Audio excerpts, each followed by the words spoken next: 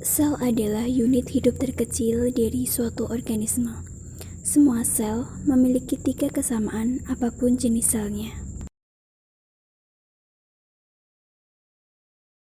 Semua sel memiliki membran yang memisahkan bagian dalam sel dari lingkungannya. Sitoplasma yang merupakan cairan seperti jeli, dan DNA yang merupakan materi genetik sel. Ada 2 kategori sel. Kategori pertama adalah sel eukariotik. Mereka memiliki organel yang mencakup nukleus dan bagian khusus lainnya. Sel eukariotik adalah sel yang lebih kompleks seperti yang terdapat pada tumbuhan dan hewan. Kategori kedua adalah sel prokariotik. Mereka tidak memiliki nukleus atau organel tertutup membran. Mereka memang memiliki materi genetik, tetapi tidak terkandung di dalam nukleus.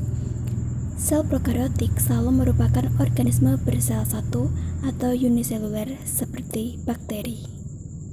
Jadi, apa itu organel? Organel berarti organ kecil. Organel adalah bagian khusus dari sel yang memiliki tugas unik untuk dilakukan. Mari kita mulai dengan nukleus, pusat kendali sel.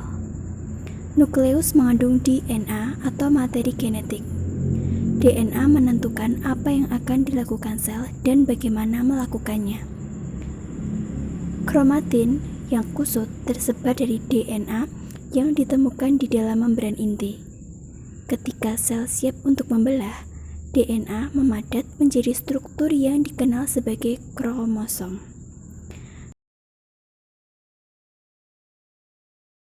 Nukleus juga mengandung nukleolus yang merupakan struktur tempat ribosom dibuat. Setelah ribosom meninggalkan nukleus, mereka akan memiliki tugas penting untuk mensintesis atau membuat protein.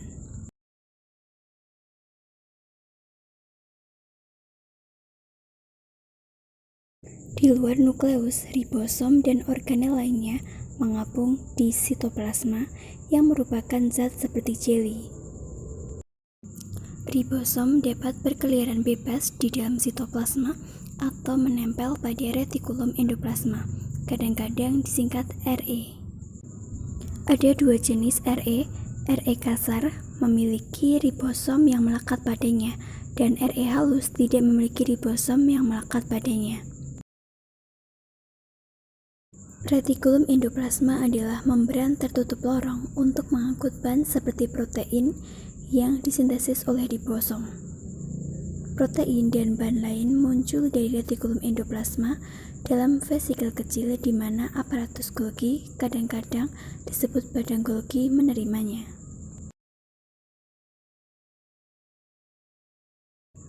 Saat protein bergerak melalui badan Golgi, mereka dikustomisasi menjadi bentuk yang dapat digunakan sel. Badan Golgi melakukan ini dengan melipat protein menjadi bentuk yang dapat digunakan atau menambahkan bahan lain ke dalamnya seperti lipid atau karbohidrat.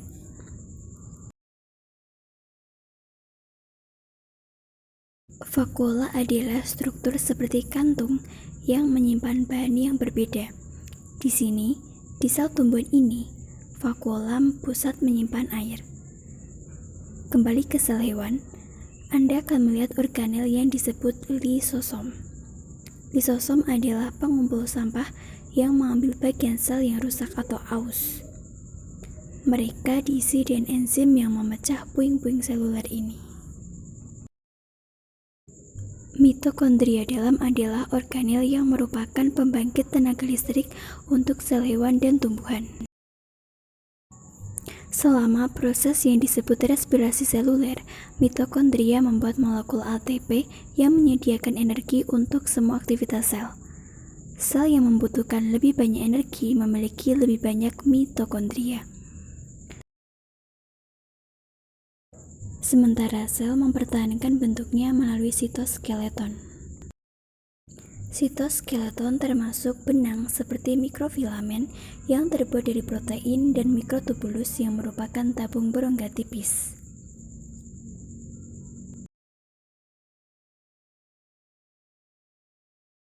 Beberapa organisme seperti tanaman yang fotoautotrof berarti mereka menangkap sinar matahari untuk mendapat energi.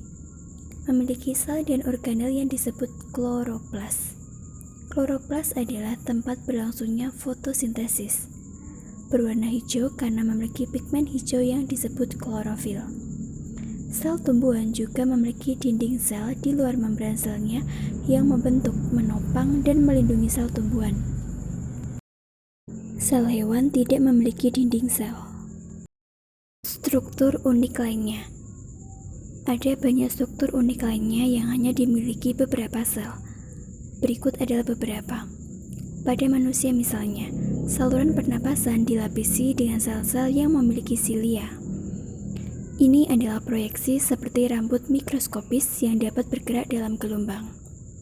Fitur ini membantu menjebak partikel yang terhirup di udara dan mengeluarkannya saat Anda batuk. Bakteri. Fitur unik lainnya di beberapa sel adalah flagela. Beberapa bakteri memiliki flagela. Flagel seperti ekor kecil yang dapat membantu sel bergerak atau mendorong dirinya sendiri. Salah satunya sel manusia memiliki flagel adalah sel sperma. Singkatnya ingat, sel eukariotik adalah sel tumbuhan dan hewan dengan nukleus dan organel tertutup membran. Sedangkan sel prokariotik adalah organisme uniseluler tanpa hal-hal tersebut. Semua sel memiliki membran sel, sitoplasma, dan materi genetik. Dan meskipun hanya sel tumbuhan yang memiliki kloroplas, sel tumbuhan dan hewan memiliki mitokondria.